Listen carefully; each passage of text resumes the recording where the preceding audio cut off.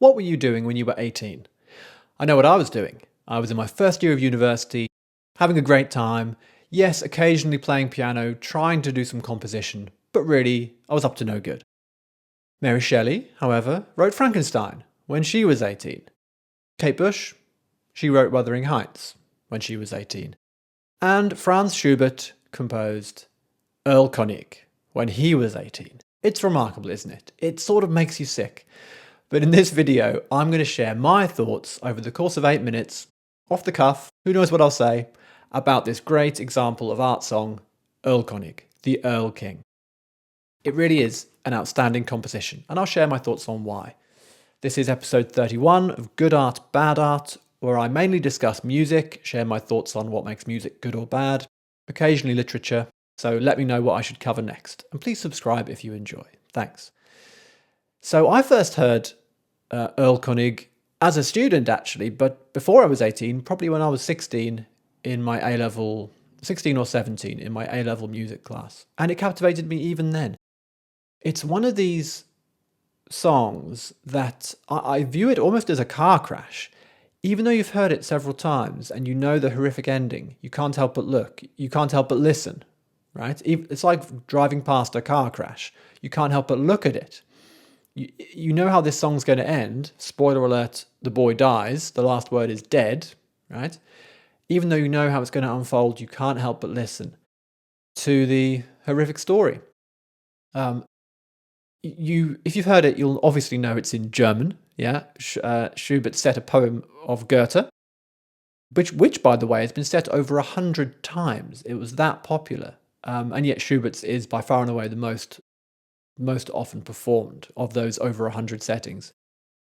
If you only know the German, please look up the English translation if you're not a German speaker, because you have to know what's going on to really get this amazing song.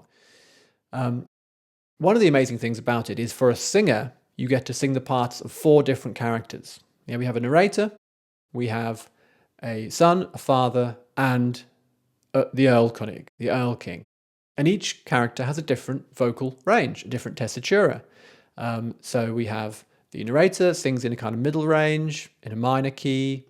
The father sings in a lower range, sometimes major, sometimes minor. The son sings in a higher range, minor.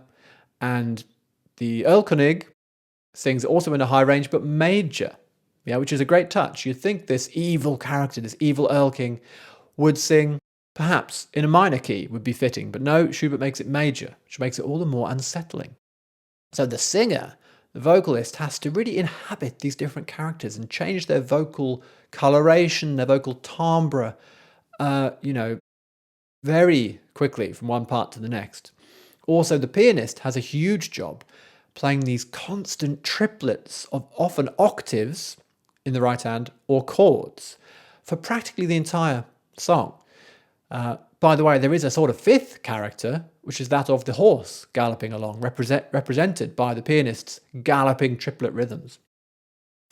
Trying to play triplets like that with octaves or chords for the best part of almost 4 minutes, that's a real feat. So this is a huge workout for any accompanist, and also for the singer, of course. And it's a real meeting of musicians here. It's not just a simple accompaniment. It's both parts are of equal weight, I would say. And the music starts in G minor, ends in G minor, but we hit a lot of different keys along the way, lots of modulation there as we go on this journey with the father and the son. But it is almost like, it's like fate. We know how it's going to end. We know the poor boy is going to die. It's inevitable, and inevitably the piece will end as it started in G minor. Interesting that we have the constant triplets in the piano part, but the vocals are clearly just in your regular common time, 4/4, crotchets and quavers, right? Practically no triplets. There's one single instance of vocal triplets when the erlking is singing. And it's when he sings the word play, in German, of course. Play, talking about playing games with the boy, and there's a little vocal triplet there. Marvelous bit of word painting. But yes, we have this contrast between triplets with regular quavers, 2 against 3. A great technique. let's just quickly go through the story because it really is worth just reminding yourself of it. It's harrowing. So the father and the son riding through, I imagine riding through a forest, trying to get home. And the father's saying, "Son, why do you hide your face in fear?" And the boy says, "Father, can you not see the erlking with his crown and tail?" And the father says, "My son, it is a streak of mist."